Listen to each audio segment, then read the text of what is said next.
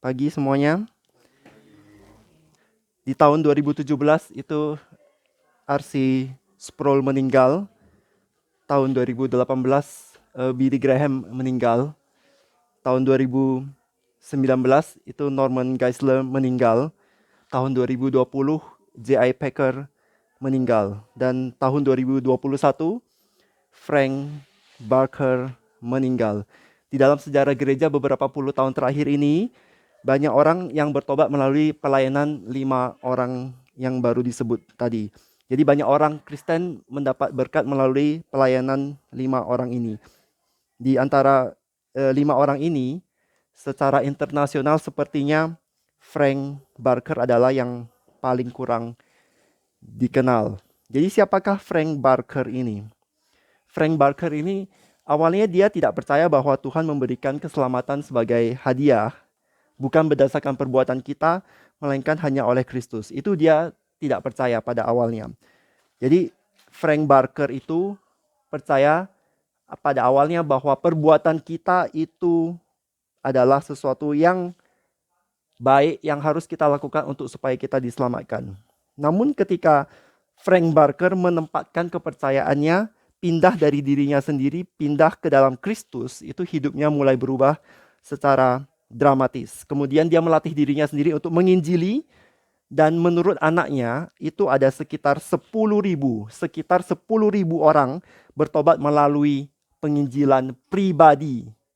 Penginjilan pribadi daripada Frank Barker. Kemudian Frank Barker dipanggil untuk menjadi pastor di Briarwood Presbyterian Church.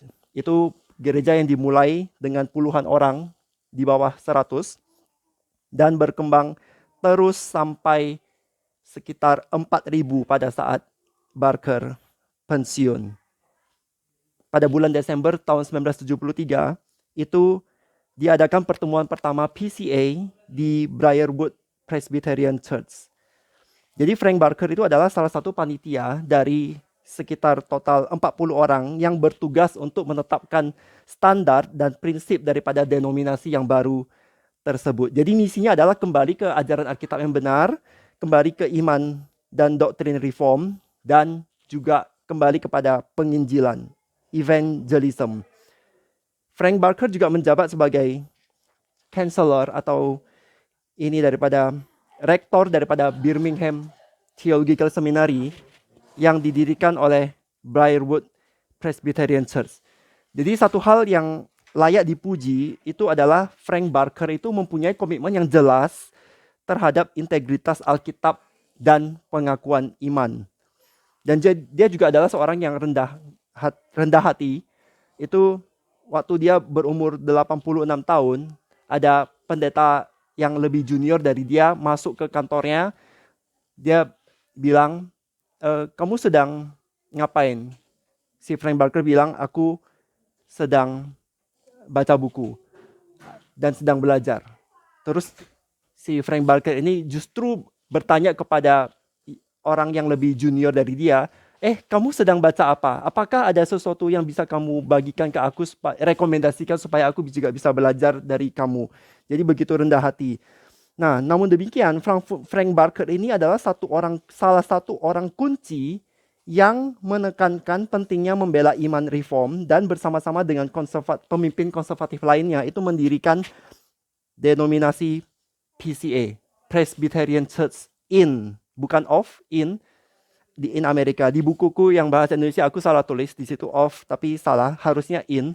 Jadi denominasi Presbyterian Church in Amerika itu didirikan 1973. Nah, bulan Desember tahun kemarin 2021 itu Frank Barker meninggal. Frank Barker meninggal dunia.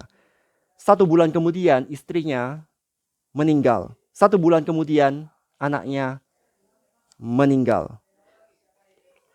Anaknya namanya Anita, istrinya namanya Barbara. Dan sebelum meninggal, ini Anita itu pernah memberi kesaksian bahwa ketika dia kecil, si Anita anaknya ini, ketika dia kecil, dia pagi bangun, dia selalu melihat papanya sedang berlutut berdoa dan mamanya juga pegang Alkitab. Iman orang tuanya menjadi pengaruh yang baik, pengaruh yang kuat kepada Anita. Walaupun dari perspektif dunia ini terkesan tragis atau terkesan menyedihkan karena 3 orang keluarga mati beruntun di dalam 2 bulan berturut-turut. Itu kalau kita lihat dari perspektif Tuhan, ini mereka telah menjalankan tugas yang Tuhan percayakan kepada mereka. Aku termasuk orang yang mendapat berkat dari buah pelayanan Frank Barker, baik secara seminari maupun secara denominasi. Secara seminari, sebelum aku mulai kuliah di Whitfield Seminari itu, aku mengambil program sertifikat di Birmingham Theological Seminary dan ijazahnya itu ditandatangani oleh Frank Barker. Dan secara denominasi, aku adalah anggota dari Gereja Christ Church of Wiesbaden. Ini adalah denominasi PCA. Walaupun di dalam denominasi ini denominasi yang besar, tentu saja ada kontroversi, perbedaan pendapat, berantem, siapa yang nggak ada. Denominasi mana yang besar yang tidak ada kontroversi, silakan sampaikan. Tapi aku mau bilang, puji Tuhan karena Tuhan telah beranugerah memakai hamba-hambanya menjadi berkat bagi manusia melalui pelayanan mereka di dalam denominasi ini, PCA, Presbyterian Church of America. Presbyterian Church in America. Pelajaran apa yang dapat kita petik dari Frank Barker dan pembentukan denominasi PCA ini? Ini sangat relevan bagi kita sekarang yang sedang memikirkan pengakuan iman. Jadi yang pelajaran yang bisa kita petik itu adalah pengakuan iman itu penting. Memiliki credo itu artinya creed atau I believe, aku percaya. Itu memiliki pengakuan iman itu membuat gereja menjadi kuat. Nah, sebelum kita bicara soal tujuan dan manfaat pengakuan iman, kita harus ingat beberapa hal berikut ini. Memegang pengakuan iman saja itu tidak cukup. Tidak cukup untuk menjaga gereja dari kesalahan. Kita tetap harus bersandar kepada Roh Kudus dan terus berdoa. Jadi kalau kita sudah merumuskan pengakuan iman, itu tidak menjamin apa-apa kalau kita tidak bersandar kepada Roh Kudus dan tidak berdoa. Namun demikian, gereja-gereja yang menolak pengakuan iman cenderung menjadi liberal. Ada gereja bahkan yang jatuh karena telah mengabaikan pengakuan iman. Nah, yang perlu kita perhatikan juga adalah pengakuan iman itu tidak memiliki otoritas yang sama dengan Alkitab itu sendiri. Walaupun pengakuan iman itu mempunyai sejarah yang bersifat kompleks, itu sangat rumit, tapi kita tetap harus memikirkan. Bukan saja sejarahnya kompleks, tetapi kalau kita bicara pengakuan iman itu sangat kompleks. Jadi, oleh karena itu kita hari ini hanya membatasi diri dengan 5 tujuan atau manfaat pengakuan iman Kristen yang Alkitabiah, yaitu sebagai alat atau instrumen untuk mendukung. Yang pertama, menyatakan kebenaran yang menyelamatkan. Yang kedua, memelihara gereja di dalam kebenaran. Yang ketiga, melindungi gereja dari ajaran-ajaran palsu. Yang keempat, menguatkan gereja di dalam melakukan kebenaran. Dan yang kelima, menghindari salah paham Alkitab. Fungsi dan manfaat pengakuan iman itu banyak sekali, dan kalau kita pergi ke seminari atau seminar pelajaran itu mungkin bisa berjam-jam atau berhari-hari atau mungkin bahkan 1 semester. Jadi hari ini kita hanya membatasi diri pada 5 tujuan. Untuk itu kita baca dari Alkitab. Kita mengambil satu bagian yaitu dari 2 Tesalonika. 2 Tesalonika pasal yang kedua. 2 Tesalonika yang kedua, pasal yang kedua, ayat yang ke-9 sampai ke-17. Hari ini kita akan fokus pada ayat 13 sampai 15. Fokusnya ayat 13 sampai 15. Kalau ada waktu nanti bisa lanjut 16 dan 17. Tetapi kita akan mulai baca dari ayat 9 supaya mengerti konteksnya. 2 Tesalonika pasal 2 ayat yang ke-9. Kedatangan si pendurhaka itu adalah pekerjaan iblis dan akan disertai rupa-rupa perbuatan ajaib, tanda-tanda dan mujizat-mujizat palsu. Dengan rupa-rupa tipu daya jahat terhadap orang-orang yang harus binasa karena mereka tidak menerima dan mengasihi kebenaran yang dapat menyelamatkan mereka. Dan itulah sebabnya Allah mendatangkan kesesatan atas mereka yang menyebabkan mereka percaya akan dusta, supaya dihukum semua orang yang tidak percaya akan kebenaran dan yang suka kejahatan. Akan tetapi kami harus selalu mengucap syukur kepada Allah karena kamu, saudara-saudara yang dikasihi Tuhan, sebab Allah dari mulanya telah memilih kamu untuk diselamatkan dalam roh yang menguduskan kamu dan dalam kebenaran yang kamu percayai. Ayat 14. Untuk itulah ia telah memanggil kamu oleh Injil yang kami beritakan, sehingga kamu boleh memperoleh kemuliaan Yesus Kristus Tuhan kita. Sebab itu, berdirilah teguh dan berpeganglah pada ajaran-ajaran yang kamu terima dari kami, baik secara lisan maupun secara tertulis. Dan ia, Tuhan kita Yesus Kristus dan Allah Bapa kita yang dalam kasih karunia-Nya telah mengasihi kita dan yang telah menganugerahkan penghiburan abadi dan pengharapan baik kepada kita, kiranya menghibur dan menguatkan hatimu dalam pekerjaan dan perkataan yang baik. Kita baca bersama-sama sekali lagi ayat 13, 14 dan 15. Akan tetapi kami harus selalu mengucap syukur kepada Allah karena kamu, saudara-saudara yang dikasihi Tuhan, sebab Allah dari mulanya telah memilih kamu untuk diselamatkan dalam roh yang menguduskan kamu dan dalam kebenaran yang kamu percayai. Untuk itulah ia telah memanggil kamu oleh Injil yang kami beritakan, sehingga kamu boleh memperoleh kemuliaan Yesus Kristus Tuhan kita. Sebab itu berdirilah teguh dan berpeganglah pada ajaran-ajaran yang kamu terima dari kami, baik secara lisan maupun secara tertulis. Bunga akan menjadi layu dan rumput akan menjadi kering, tetapi firman Tuhan tetap untuk selama-lamanya. Mari kita berdoa sekali lagi. Bapa yang bertata di dalam kerajaan surga, Bapa yang baik, kami mengucap syukur untuk firman-Mu.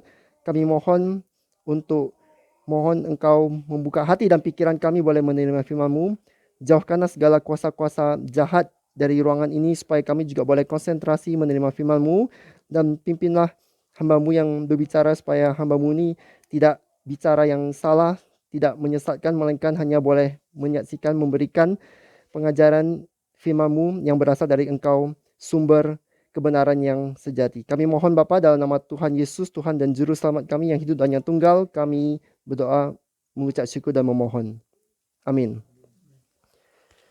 Jadi kita hidup di dalam dunia ini penuh dengan orang-orang berdosa yang memberontak, yang tidak mau patuh peraturan, tidak mau patuh orang tua, tidak mau patuh pemerintah, tidak mau patuh kepada Sang Pencipta. Dan kita seringkali bertemu dengan orang-orang yang menentukan segala sesuatu dari dirinya sendiri. Jadi dunia yang sekarang ini kita banyak sekali ketemu orang-orang yang memberikan definisi sendiri apa artinya identitas. Kita ketemu orang-orang yang memberikan sendiri definisi apa itu artinya laki-laki, apa itu artinya perempuan, dan sudah mengacaukan perbedaannya. Dan kita hidup di zaman di mana orang menentukan sendiri mau jenis kelamin apa. Kita hidup di zaman di mana orang itu membuat definisi sendiri apa itu artinya kebenaran. Kita seringkali dengar bilang, kebenaran itu bagi kamu belum tentu kebenaran bagi aku. Demikian kata mereka. Mereka menentukan sendiri apa yang baik dan apa yang tidak baik. Mereka menentukan sendiri apa artinya institusi gereja, dan mereka menentukan sendiri apa artinya menjadi orang Kristen. Ini sangat mengerikan sekali. Kalau kebenaran absolut itu tidak ada, kalau standar mutlak itu tidak ada, maka dunia ini menjadi tempat yang sangat mengerikan sekali untuk kita hidup di dalamnya. Jadi kalau misalnya ada sesuatu yang betul bagi aku tapi nggak betul bagi kamu, jadi bagaimana kita bisa tahu? Bagaimana kita bisa tahu aku atau kamu yang betul? Betul kan? Jadi sangat menakutkan sekali dan membingungkan. Bukan cuma menakutkan tetapi membingungkan jika setiap orang bisa menentukan kebenarannya masing-masing. Contohnya kiri dan kanan. Ini kiri, ini kanan kan? Kalau ada orang bilang, enggak, ini kanan, ini kiri. Itu akan kacau sekali, di mana-mana tabrakan. Sama kayak zaman sekarang ini, orang, apa itu laki-laki, apa itu perempuan. Toilet itu kenapa dipisah? Itu semua menjadi hal yang kita dari perspektif Alkitab itu adalah hal yang absurd. Kalau semua orang menentukan bagi dirinya sendiri apa itu kebenaran, maka itu adalah menjadi sangat kacau. kita juga sering mendengar di abad 21 ini mendengar bahwa makna sebuah tulisan itu ditentukan oleh si pembaca. Jadi kalau misalnya ada tulisan, misalnya Limanan tulis sesuatu, dia artinya begitu, tapi aku bilang, aku bisa mengartikan sesuai yang aku suka, itu sangat kacau. Karena arti itu harus jelas. Setiap kata itu punya arti. Walaupun satu kata bisa memiliki lebih dari satu arti, contohnya ini, ada contohnya akar. Kata akar itu bisa berarti bagian dari tumbuhan yang tertanam di dalam tanah, tapi juga bisa berarti penyebab. Bisa juga berarti unsur atau pembentukan kata, bisa juga berarti hitungan ini matematis. Akar dari 4 adalah, ya itu akar tapi bukan akar tumbuhan kan. Jadi, atau juga ada satu kata bisa dimengerti oleh orang-orang yang berbeda di daerah yang berbeda. Ini cerita dulu, aku waktu kecil, cerita dari papaku pernah cerita ada orang Medan, ada orang di Medan, itu dia terserempet kereta. Terus dia bilang, aku terserempet kereta tadi. Terus di situ juga ada orang, pas lagi ada orang Jawa. Hah? Nggak mati dia, terserempet kereta. Jadi kalau di Medan, kereta itu adalah sepeda motor, tetapi kalau di Jawa, kereta itu kereta api. Bagaimana dia bisa hidup terserempet kereta? Kemudian ada kata lain, itu juga. Misalnya bunga, kita tahu bunga bisa tanaman atau bunga di bank, atau bulan juga 30 hari, atau ini ruang angkasa, atau kata bisa, BISA, bisa berat, aku juga ngomong dapat berarti racun atau dapat gitu, bisa kan dapat, mampu gitu. Atau kata instrumen juga, itu alat kerja, perkakas, bisa juga alat musik kan, atau dokumen resmi itu bisa. Nah, walaupun satu kata bisa memiliki lebih dari satu arti, namun satu kata itu tidak bisa berarti apa saja. Ngerti ya? Jadi, kalau satu kata itu bisa berarti apa saja, berarti kata itu artinya apa? Tidak berarti, ya kan? Misalnya Smurf, kita tahu kartun Smurf. Di dalam kartun Smurf itu dia bilang, apakah kamu sudah men-smurf yang tadi pagi kamu smurf? Nah itu sebenarnya kata itu tidak punya arti apa-apa. Karena kalau satu kata bisa berarti apa saja, itu sebenarnya dia tidak punya arti apa-apa. Jadi hal ini berkaitan erat dengan hal interpretasi. Jadi interpretasi kita juga harus berhati-hati ya. Ini berkaitan erat dengan kita, bagaimana kita interpretasi Alkitab. Contohnya pakai Wing kali ini. Misalnya Wing bilang, aku pernah ke bulan. Terus Bobo bilang, aku pernah mendaki gunung Everest atau Zugspitze ya, di Jerman paling tinggi Zugspitze. Terus datang Edward. Itu tadi waktu Wing bilang dia ke bulan, itu sebenarnya dia cuma metafor saja, dia nggak benar-benar ke bulan, dia cuma mau bilang Wing itu ke satu tempat yang jauh sekali. Itu sebenarnya cara yang lain untuk mau bilang Edward itu sebenarnya nggak percaya Wing pernah ke bulan. Begitu juga dengan mendaki gunung Zugspitze atau Everest tadi.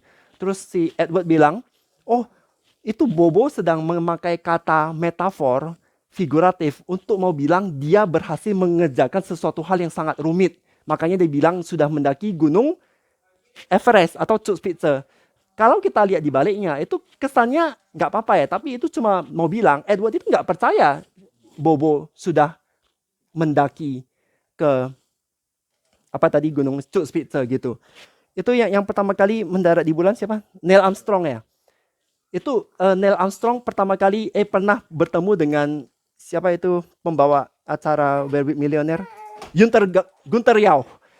Waktu Neil Armstrong ketemu Gunther Yao, dia bilang, kalian boleh tanya apa saja, tapi tolong jangan tanya satu pertanyaan karena aku sudah tidak mampu menerima pertanyaan itu. Apa pertanyaan itu? Pertanyaan itu adalah, betulkah kamu mendarat di bulan? Sekarang Neil Armstrong sudah meninggal, Gunther Yao harusnya masih hidup. Itu dia bilang itu nggak bisa diterima. Karena kalau orang tidak percaya, itu sebenarnya yang rugi siapa gitu. Di dalam hal Alkitab kita tahu sekali, Tuhan itu tidak akan rugi kalau kita tidak percaya Tuhan itu ada. tetapi yang rugi itu adalah kita. Jadi banyak orang itu percaya, katanya dia percaya Alkitab, tapi sebenarnya yang dia percaya itu adalah interpretasi dia sendiri menurut kemauan dia sendiri demi kepentingannya dia sendiri. Itulah sebabnya kita perlu sekali adanya pengakuan iman Kristen yang sejati yang merangkum ajaran-ajaran Alkitab secara ringkas dan jelas, yaitu suatu rangkuman poin-poin yang penting, yaitu dengan kata-kata yang mudah dan jelas yang menyatakan sungguh-sungguh apa yang kita yakin, apa yang kita percaya. Bagaimana menjawab slogan yang lain? Ada orang bilang, buang semua kredo. Kita nggak perlu pengakuan iman karena hanya Alkitab yang kita perlukan. Sering dengar kan orang bilang, untuk apa ada pengakuan iman? Kenapa ada kredo? Kita cuma perlu Alkitab saja. Itu terkesan betul, tetapi maksudnya gini, kamu percaya Allah ada, bagus. Tapi setan juga percaya Allah ada, ya kan? Setan tidak akan menyangkal Allah nggak ada. Bagaimana dengan Yesus? Kamu percaya Yesus? Banyak orang dengan mulutnya bilang, aku percaya Yesus, tapi yang dimaksud itu adalah Yesus yang memberikan kekayaan duniawi, yang memberikan kesehatan jasmani. Itu Yesusnya mereka. Bagaimana dengan Alkitab? Banyak orang mengaku dengan mulut, ya Alkitab, kita percaya Alkitab, tetapi dia bilang Adam dan Hawa itu cuma dongeng. Itu cuma dua simbol yang sebenarnya nggak eksis. Itu sebenarnya adalah satu cara untuk orang mau bilang dia tuh nggak percaya Alkitab. Sama kayak yang tadi mendaki gunung sama tadi ke bulan itu. Kalau kita bilang, oh itu cuma metafor, itu cuma cara lain bilang bahwa aku nggak percaya kamu gitu kan. Alkitab ini adalah buku yang sangat tebal, sangat besar. Jadi kita tuh perlu memberikan ringkasan yang baik. Jadi pernyataan dalam bentuk ringkas dan juga doktrin-doktrin yang penting dalam Alkitab. Contoh yang sangat jelas itu ada di Keluaran. Ini aku akan bacakan dari Keluaran 13 ayat 14 sampai 15. Dan apabila anakmu akan bertanya kepadamu di kemudian hari, apakah artinya itu? Maka haruslah engkau berkata kepadanya, dengan kekuatan tangannya Tuhan telah membawa kita keluar dari Mesir, dari rumah perbudakan. Sebab ketika Firaun dengan tegar menolak untuk membiarkan kita pergi, maka Tuhan membunuh semua anak sulung di tanah Mesir, dari anak sulung manusia sampai anak sulung hewan. Itulah sebabnya maka aku biasa mempersembahkan kepada Tuhan segala binatang jantan yang lahir terdahulu dari kandungan, sedang semua anak sulung di antara anak-anakku lelaki kutebus. Ini bukan cuma Keluaran 13, melainkan 1 Timotius 3, Titus 3, Yudas 1 ayat 3. Ya, Yudas cuma ada satu pasal. Ini mencatat formulasi ulang daripada ajaran Alkitab di tempat lain. Jadi itu penting sekali. Formulasi ulang ajaran Alkitab. Jadi kalau kita mengkhotbahkan firman Tuhan, itu bukan hanya sekedar membaca firman Tuhan. Ini penting sekali karena kita manusia terbatas dan kita tidak lagi hidup di zaman di mana Alkitab ini pertama kali ditulis. Contohnya di sini apa itu? Ada kebiasaan-kebiasaan yang kita tidak tahu gitu. Itu atau ada bahasa-bahasa yang kita tidak biasa. Itu bagi penerima Alkitab yang pertama itu mereka tahu tapi kita tidak. Karena kita beda zaman, beda tempat, beda kultur, itu semua beda, makanya kita perlu adanya suatu studi atau belajar dalam arti apa artinya bagi orang waktu itu dan juga bagi kita. Maksudnya begini, ada orang yang bilang tidak perlu adanya renungan seperti ini nggak perlu, dan khotbah juga nggak perlu, kita cukup baca Alkitab. Tapi sekarang masalahnya, Alkitab yang sama dibacakan, orang itu bisa men-twist. Bahasa Indonesianya apa twist? Diputar balikkan. Jadi itu sangat bahaya. Ini yang terakhir sebelum kita masuk ke tujuan pengakuan iman, yaitu kita harus berwaspada terhadap dusta yang menggantikan kebenaran. Boleh minta Bobo tolong baca Roma 1 ayat 25. Roma 1 ayat 25. Sebab mereka menggantikan kebenaran Allah dengan dusta dan memuja dan menyembah makhluk dengan melupakan penciptanya yang harus dipuji selama-lamanya. Nah, ini penting sekali, kita harus berwaspada terhadap dusta. Manusia berdosa itu menggantikan kebenaran dengan dusta, dan menggantikan pencipta dengan yang diciptakan. Makhluk itu artinya ciptaan. Jadi dusta itu tidak menyelamatkan, dusta itu tidak memerdekakan kita. Tapi apa yang menyelamatkan kita? Kebenaran. Ciptaan tidak menyelamatkan kita, ciptaan juga tidak memerdekakan kita. Siapa yang menyelamatkan kita? Sang pencipta, yaitu Allah yang adalah kebenaran. Yang menciptakan itu adalah Allah, itu pribadi, personal. Kita tidak bisa bilang dunia ini ada begitu saja, tidak ada tidak ada sesuatu, tidak ada Allah, tidak ada personal, penyebab personal, tidak ada arti gitu. Jadi kalau misalnya orang mau konsisten, kalau betul-betul dunia ini tidak ada pencipta, bagaimana bisa ada kita? Kenapa ada sesuatu dibandingkan tidak ada apa-apa? Sekali lagi, kalau misalnya orang bilang Allah itu tidak ada dan dari dulu-dulu, dari jutaan tahun yang lalu itu tidak ada apa-apa. Sekarang kita tanya aja, seandainya jutaan tahun yang lalu itu tidak ada apa-apa, benar-benar tidak ada apa-apa, maka konsekuensi logisnya apa? Konsekuensi logisnya hari ini juga tidak akan ada apa-apa. Betul kan? Nah, tapi kita tahu Allah itu ada dan Allah menciptakan kita, maka kita juga ada. Problemnya itu ada di manusia berdosanya. Makanya kita akan bahas 5 manfaat ini. Yang pertama, menyatakan kebenaran yang menyelamatkan. Tadi kita baca 2 Tesalonika 2 ayat 10, itu karena mereka tidak menerima dan mengasihi kebenaran yang dapat menyelamatkan mereka. Yohanes 8 ayat 32, kebenaran itu membebaskan engkau. Kebenaran yang sejati itu menyelamatkan kita, bukan musik ya. Itu Sarah Connor dengan Naturally Seven itu menyanyikan lagu Music is the Key. Bahwa musik itu akan membebaskan engkau. Musik akan menyembuhkan engkau. Benarkah demikian? Mengapa banyak orang terus-menerus mendengar musik dan akhirnya mati juga? Kenapa lead vokalnya itu siapa? Chester Bennington, Linkin Park. Kenapa dia bunuh diri? Kalau betul-betul musik itu menyembuhkan dan membebaskan. Pengakuan yang alkitabiah itu menyatakan kebenaran Tuhan yang sejati itu memimpin kepada keselamatan di dalam Tuhan.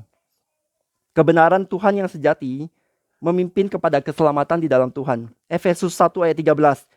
Di dalam Dia kamu juga, karena kamu telah mendengar firman kebenaran, yaitu Injil keselamatanmu, di dalam Dia kamu juga ketika kamu percaya dimeteraikan dengan Roh Kudus yang dijanjikannya itu. 2 Tesalonika 2 ayat 13 yang tadi kita baca. Sebab Allah dari mulanya telah memilih kamu untuk diselamatkan dalam roh yang menguduskan kamu dan dalam kebenaran yang kamu percayai. Satu ayat sebelumnya yaitu yang 12 di situ juga tulis bahwa orang yang tidak percaya kebenaran itu akan dihukum. Roma 1 ayat 18. Sebab murka Allah nyata dari surga atas segala kefasikan dan kelaliman manusia yang menindas kebenaran dengan kelaliman. Menindas kebenaran berarti kita sendiri yang membuang keselamatan. Salah sendiri dong. Jadi tujuan yang pertama pengakuan iman itu untuk menyatakan, menjadi alat untuk menyatakan, menjadi alat untuk mendukung, menyatakan kebenaran yang menyelamatkan. Tujuan yang kedua, memelihara gereja di dalam kebenaran. Jadi gereja itu perlu memberi affirmation atau peneguhan atau penegasan atau pengesahan doktrin-doktrin yang mendasar. Makanya tadi di ayat yang kita baca 15, sebab itu berdirilah teguh dan berpeganglah pada ajaran-ajaran yang kamu terima dari kami, baik secara lisan maupun secara tertulis. Jadi ayat ini dapat dimengerti sebagai berikut. Berdirilah teguh dengan jalan berpegang pada ajaran-ajaran yang kamu terima. Jadi ajaran-ajaran atau ada terjemahan Inggris itu traditions, ESV dan King James Version menyebut traditions, itu mengacu kepada ajaran-ajaran tentang kedatangan kembali Yesus dalam kemuliaan yang telah diberitahukan oleh Paulus kepada orang-orang percaya di Tesalonika. Kita ingat ya, salah satu tema besar di 1 Tesalonika dan juga di 2 Tesalonika adalah kedatangan Yesus kembali, kedatangan Yesus kedua kali. Paulus di dalam kunjungannya itu telah mengajar jemaat Tesalonika dan dia juga sudah tulis di dalam surat yang sebelumnya, yaitu 1 Tesalonika. Ini sekarang kita di 2 Tesalonika. Dan setelah menerima kebenaran, gereja itu perlu dipelihara dalam kebenaran tersebut.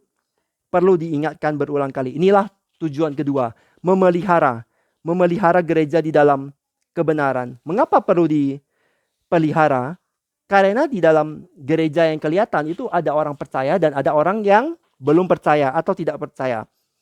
Kenapa perlu dipelihara?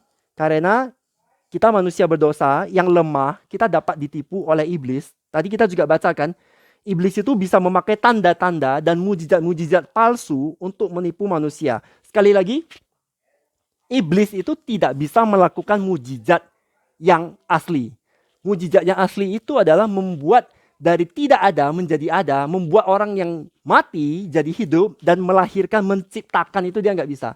Seandainya iblis atau itu setan-setan, malaikat-malaikat yang jatuh bisa menciptakan, kenapa mereka tidak langsung menciptakan itu pasukan langsung melawan Tuhan Allah Tritunggal, seluruh malaikat dan orang-orang manusia percaya? Nggak bisa kan? Karena iblis itu tidak bisa menciptakan, tidak bisa memberi hidup. Dia bisa membunuh orang jika Tuhan izinkan, tapi dia tidak bisa memberikan nyawa. Nyawa itu hanya dari Tuhan. Jadi mujizat-mujizat yang kelihatannya mujizat itu hanya mujizat palsu. Ini ayat yang tadi kita baca jelas sekali. Jadi itu, namun demikian, itu kita sebagai manusia kita bisa ditipu. Karena kita lemah dan kita manusia berdosa. Makanya kita perlu terus dipelihara di dalam kebenaran. Kita kan seperti domba, berlarian ke sana sini kan. Jadi kita perlu gembala, kita perlu ada pengakuan iman, itu yang menjadi batasan supaya kita nggak keluar daripada pagar kebenaran yang sejati. Dan ini berkaitan erat sekali dengan tujuan yang ketiga. Tujuan yang ketiga adalah melindungi gereja dari ajaran-ajaran palsu. Di Tesalonika ini, ayat 13-17, ini masih berkaitan erat dengan ayat-ayat sebelumnya, yaitu termasuk dengan pembicaraan dari ayat 1-12, yaitu kontras terhadap tipu daya yang dilakukan oleh manusia durhaka yang adalah pekerjaan iblis, dan orang-orang tidak bertobat itu mereka percaya pada kebohongan. Maksudnya kontras antara orang yang bertobat dan orang yang tidak bertobat. Orang yang tidak bertobat itu percaya kebohongan. Orang yang bertobat itu dipelihara Tuhan sehingga tidak jatuh ke dalam kebohongan, penipuan, melainkan percaya kepada kebenaran, yaitu kebenaran yang sejati dari Tuhan. Makanya itu ayat 13, sekali lagi nih ayat 13 ditulis, diselamatkan di dalam kebenaran. Di sini juga ditulis Roh menguduskan kamu, itu dalam arti memisahkan, yaitu kita dipisahkan dari orang-orang yang percaya kebohongan. Kita dipisahkan dari pengaruh-pengaruh iblis yang buruk.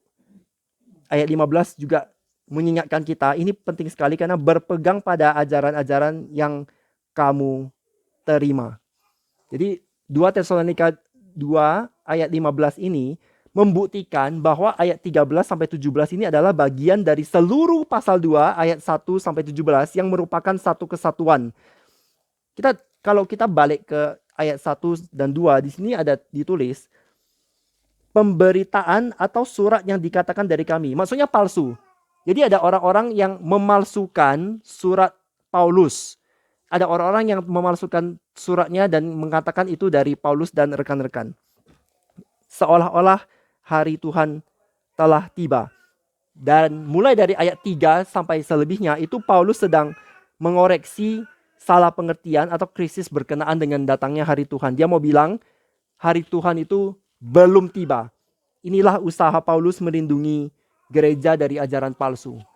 Inilah usaha Paulus melindungi dari gereja dari ajaran palsu. Namun bukan cuma Paulus, tetapi semua penulis kitab Perjanjian Baru kecuali Yakobus. Semua penulis kitab Perjanjian Baru kecuali Yakobus itu dalam batas tertentu itu memberikan peringatan untuk waspada terhadap ajaran sesat. Nah, kita bisa ambil pen dan catat 2 Petrus 2 ayat 1-19, 2 Petrus pasal 3 ayat 17, Matius 7 ayat 15, pasal 16 ayat 11-12, pasal 24 ayat 4, dan juga di Injil Markus, Lukas, 1 Yohanes, 2 Yohanes, di surat Paulus, dan surat Yudas, dan juga surat Ibrani. Karena tidak ada yang catat, aku tidak menyebutkan semuanya, tapi nanti kalau ada yang mau, ini semua ada catatannya. Jadi aku mau bilang, bagaimana caranya kita bisa mengenal sesuatu ajaran itu palsu? Bagaimana caranya kita bisa mengenali suatu ajaran itu palsu? Dengan cara mengenal ajaran yang benar. Bagaimana caranya kita bisa mengenali uang palsu? Dengan cara mengenal uang yang asli. Bagaimana caranya kita bisa mengenali kebohongan? Dengan cara mengenal kebenaran. Bagaimana caranya kita bisa mengenal limanan yang palsu? Dengan cara mengenal limanan yang asli. Jadi ini limanan yang asli. Nanti kalau ada orang datang bilang, aku limanan ya, kita tahu kan, palsu gitu. Jadi bagaimana kita bisa mengenali kekristenan yang palsu? Bagaimana? Dengan cara mengenal, membaca, teliti, belajar Alkitab. Bagaimana kita mungkin bisa membedakan Kristen asli dari Kristen palsu jika kita sendiri malas baca Alkitab? Ini banyak orang mempertanyakan kenapa perlu terjadinya berantem atau terjadinya perpecahan gereja. Gereja itu pecah alasannya simpel, itu karena kita manusia berdosa. Karena dosa, itu makanya ada perpecahan gereja. Tetapi ketika ada terjadi perpecahan yang signifikan, itu kita harus tahu mengapa. Itu bukan karena aku tidak suka kamu, kita berantem, atau anak kamu pukul anak saya. Itu bukan masalah itu tetapi masalah kepada intinya, inti definisi itu. Apa definisi seorang Kristen?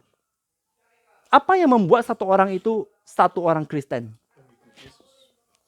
Ya, itu dia. Makanya tadi kita baca di 2 Tesalonika ini, di sini ditulis ayat 14, untuk itulah ia telah memanggil kamu oleh Injil yang kami beritakan, sehingga kamu boleh memperoleh kemuliaan Yesus Kristus, apa? Tuhan kita. Ini yang tadi Hans ngomong, orang Kristen itu adalah orang yang menyerahkan diri seluruhnya kepada Tuhan Yesus. Tuhan itu bukan cuma titel secara nama doang. Tuhan itu artinya kita budaknya.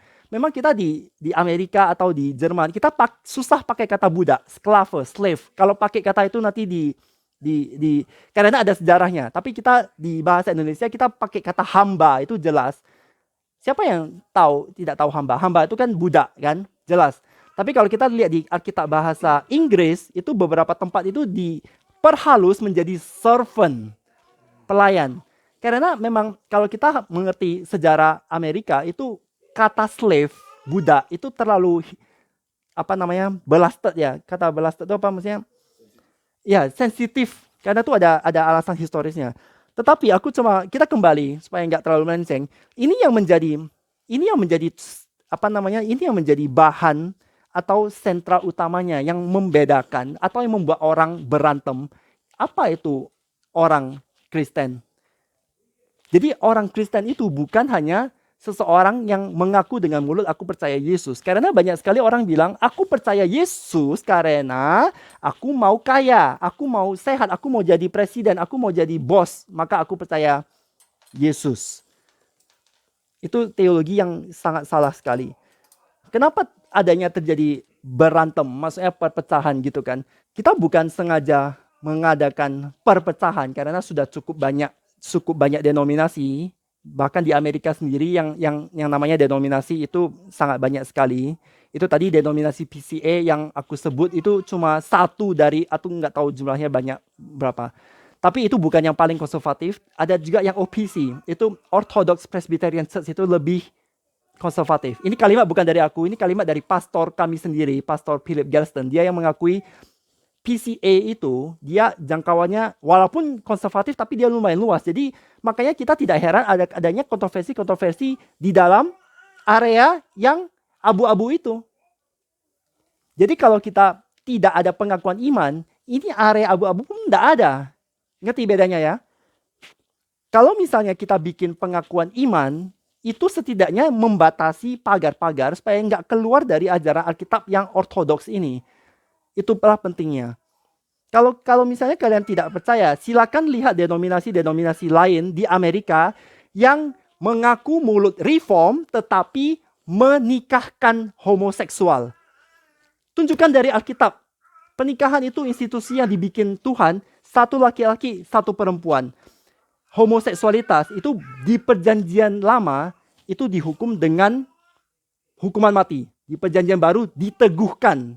Jadi tidak lagi ada orang bilang, oh, ini masalah sangat besar ya, terutama di Amerika. Aku nggak tahu kalian seberapa bertemu dengan ini.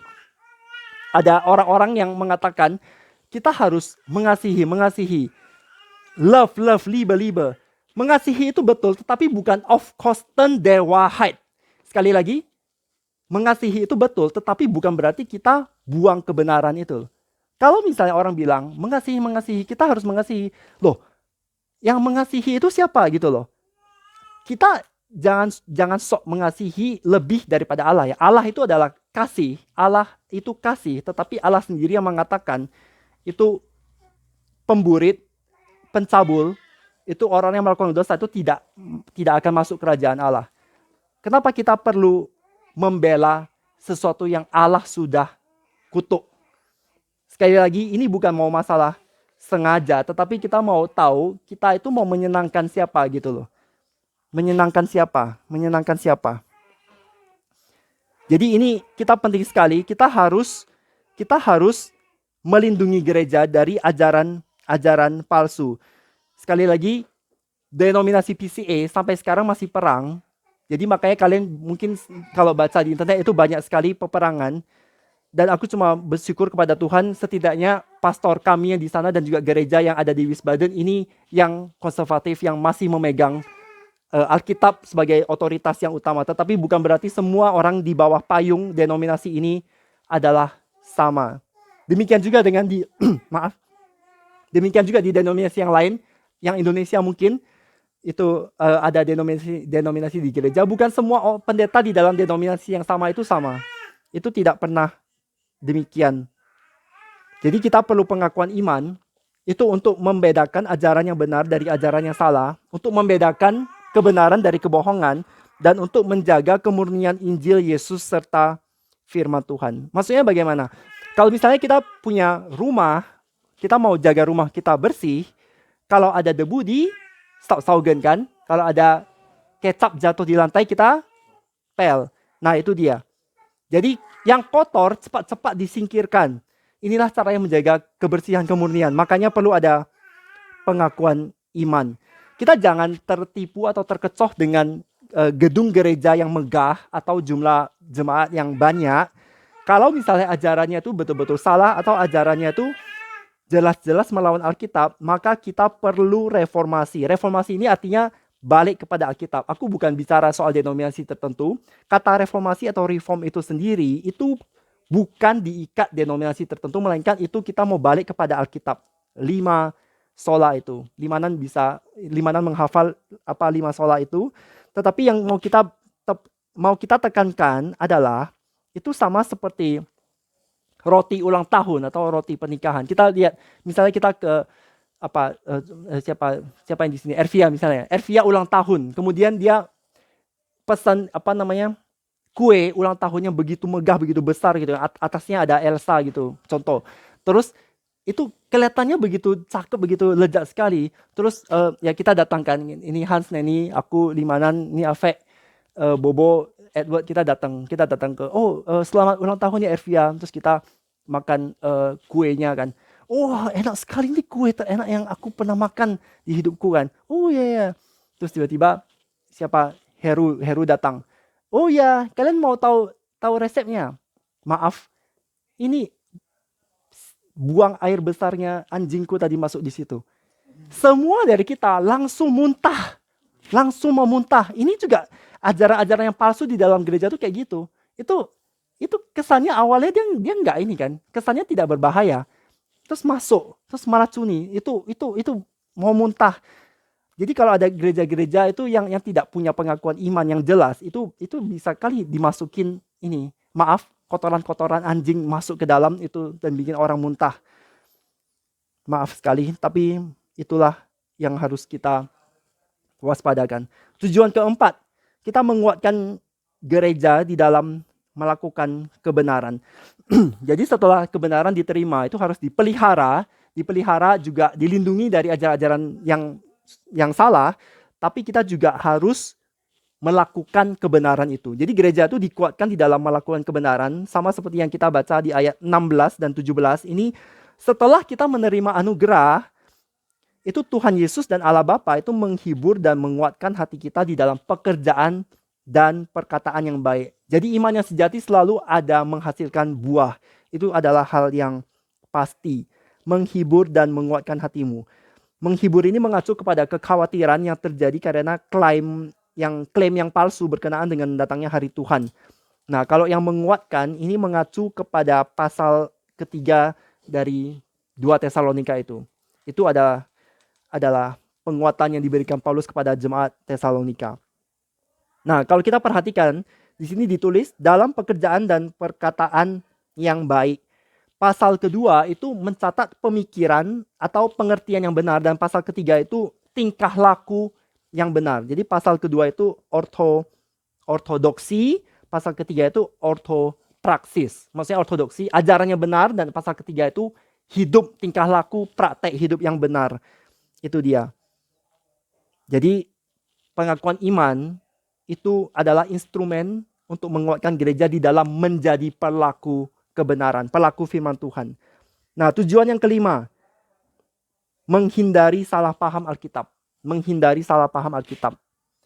Ini dapat dilakukan baik sengaja maupun tidak sengaja. Karena kita seringkali salah paham, kita manusia terbatas, kita bisa salah paham, tapi ada juga orang-orang yang sengaja salah paham atau sengaja memberikan ini ambiguitas yang disengaja.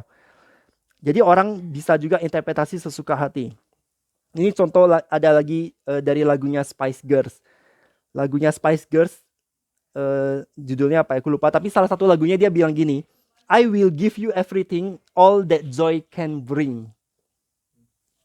Aku akan memberikan kamu semua yang joy itu bisa bawa. Nah, sekarang pertanyaannya, joy ini joy apa? Kalau kita orang Kristen yang benar, joy itu kan di dalam Allah, sukacita yang benar kan. Joy itu bukan cuma di dalam hubungan seksual atau kekayaan atau kenikmatan hidup atau makan, minum alkohol, pesta-pesta portal, bukan itu. Tapi ini menjadi rancu, ambigu sekali, merdoitik. Ini sangat mengerikan. Bukan saja ini, itu Bee Gees yang sudah meninggal siapa? Robin Gibb. Di dalam lagunya itu dia bilang, aku nangis, orang lain ketawa. Aku ketawa, orang lain nangis. Aku mati, orang lain hidup. Ini kayak Yesus ya. Satu, karena Yesus mati, banyak orang lain bisa hidup. Tapi kalian mau tahu nggak yang Robin Gibb namanya? Katakan, dia membuat lagu itu sengaja supaya orang yang dengar itu interpretasi sendiri. Inilah yang disengaja, salah paham yang disengaja. Itu artinya nggak jelas. Nah, kalau kita kembali ke Alkitab, itu banyak sekali istilah-istilah yang salah dimengerti. Misalnya kata sorga atau kemuliaan, gitu kan? Maksudnya begini. Contoh lain itu misalnya Charlene tahu kan? Ada yang tahu Charlene, penyanyi? Jadi dia nyanyi lagu I've Never Been to Me. Itu melodinya dulu waktu aku dengar, wah melodinya enak ya. Dia pernah ke sana ke sini, tapi I've never been to me. Aku belum pernah ke diri aku sendiri. Terus setelah aku perhatikan lagi, dia bilang, aku sudah pernah ke paradis, sudah pernah ke sorga, tetapi belum pernah ke diriku sendiri. Di belakang dia bilang, kamu mau tahu nggak apa itu paradis? Apa itu surga? Itu cuma bohong. Itu adalah satu fantasi di mana ada orang, ada tempat-tempat yang kita inginkan, yang kita suka. Berarti si Charlene lagi mengkontradiksi diri sendiri kan? Dia kan tadi bilang kan, aku sudah pernah ke sana ke sini, aku sudah pernah ke surga, tapi aku belum pernah ke diriku sendiri. Terus dia bilang, surga itu nggak ada, itu cuma bohong aja, itu hanya fantasi gitu. Jadi dia mau bilang apa? Dia kemana tadi gitu kan? Aku sudah ke paradis, terus dia bilang ini paradis ini hanya bohong gitu loh. Ini salah paham yang atau ambigu atau kerancuan yang disengaja, dan kita harus hati-hati. Itulah istilah surga. Maksudnya surga itu kita harus tahu, surga itu tempat di mana Allah bertahta dan juga kita bersama-sama dengan Allah Bapa, Allah Anak, Allah Roh Kudus, dengan Abraham juga, dengan orang-orang percaya di seluruh zaman, dengan malaikat-malaikat yang kudus. Itulah surga yang sesungguhnya. Jadi surga itu bukan yang didefinisikan oleh orang dunia, sudah pasti bukan yang didefinisikan oleh si Charlene ini. Istilah yang kedua ini adalah kemuliaan. Ini juga sering disalahpahamin karena kemuliaan orang itu sering sekali mengerti kemuliaan di dalam arti duniawi, di dalam arti berjaya di bumi ini, di dalam arti kekayaan sementara. Namun kalau kita baca ayat 14 dan 16, ini jelas sekali memberikan pengertian yang benar. Ayat 14 dari 2 Tesalonika pasal 2, ini jelas sekali mengatakan bahwa surga itu artinya kita bersama Kristus. Jadi surga itu bukan hanya secara tempat kemana, melainkan sama siapa. Sama siapa? Sama Kristus. Nah, berkenaan dengan kemuliaan, ini G.I. Williamson mengajarkan bagian dari kemuliaan Yesus itu adalah karyanya di dalam kita. Maksudnya kita ini adalah bagian dari kemuliaan Yesus. Karena Yesus itu mati di kayu salib untuk menebus kita, dan itulah kemuliaannya Yesus yang dinyatakan. Jadi yang terbaik itu masih akan datang. The best is yet to be. Inilah inti kekristenan. Maksudnya kita hidup itu bukan untuk mencapai kemuliaan di bumi ini, melainkan kita belum dimuliakan ya. Kita sudah dibenarkan, kita sedang dikuduskan, tetapi masih akan dimuliakan nanti ketika apakah kita meninggal duluan atau kalau Yesus datang kembali, maka salah satu dari itu mana yang lebih dulu. Nah, di situ baru kita dimuliakan. Nah, ini ayat 13 dan 14, ini menyatakan Allah itu dimuliakan di dalam Dia menyelamatkan umatnya. Karena Allah telah memilih mereka. Alurnya begini, kita dipanggil oleh Injil Yesus yang murni, supaya kita beroleh kemuliaan Yesus. Yaitu Yesus Kristus yang adalah Tuhan kita. Jadi sekali lagi ini bukan kemuliaan duniawi, bukan hanya dipanggil untuk kekayaan duniawi atau hal-hal duniawi. Karena Yesus sendiri kan tidak kaya secara duniawi kan. Yesus tidak ada istana waktu dia di bumi, dia juga bukan presiden atau pemerintah Romawi, dia juga bukan dukun. Maksudnya dukun itu zaman sekarang memang banyak orang melihat Yesus itu sebagai dukun. Karena aku mau sembuh, aku perlu ini, perlu itu, maka datang ke Yesus. Tetapi mereka tidak menerima Yesus sebagai Tuhan. Jadi Yesus itu bukan hanya juru selamat, tetapi Tuhan dan juru selamat. Itu bagian Alkitab berulang kali menekankan hal itu jelas sekali. Jadi Yesus itu mati di kayu salib. Tentu saja yang mati di kayu salib pada perspektif manusia itu bukan kemuliaan, ya kan? Siapa yang berani waktu itu, maksudnya bukan berani ya, siapa yang menganggap disalibkan itu adalah suatu kemuliaan? Nggak ada kan? Baru zaman-zaman sekarang aja banyak orang berani berani pasang kalung kan. Ya intinya kemuliaan itu yang Yesus miliki itu bukan kemuliaan duniawi. Nah, kemuliaan surgawi yang kekal yang Yesus miliki itulah yang akan kita peroleh di masa depan. Jadi itu adalah kemuliaan yang menyelamatkan, kemuliaan surgawi, kemuliaan yang kekal, kemuliaan Kristus. Jadi dengan adanya pengakuan iman, itu kita dapat mencegah salah paham seperti ini. Itu dapat dihindari. Jadi pengakuan iman ini ada dua sisi, yang satu mencegah, yang satu mengoreksi. Nah, kita bicara pengakuan iman, mengapa aku mengambil bagian ini? Mengapa renungkan 2 Tesalonika 2 ayat 13 sampai 17? Mengapa kita mengambil bagian ini? Memang bagian-bagian lain tentu saja banyak. Karena seperti yang tadi aku sebut, tidak mungkin selesai di dalam satu pertemuan. Bahkan mungkin perlu satu semester buat yang kuliah itu. Dan yang aku mau bagikan ini, 2 Tesalonika 2 ayat 13 sampai 17, ini adalah satu bentuk rangkuman singkat dari ajaran-ajaran penting yang diberikan dalam Alkitab. Nah, ini pengakuan iman. 13 sampai 17 ini bisa dilihat sebagai satu pengakuan iman yang singkat sekali. Nggak percaya? Ya kita ini. Mulai dari 13.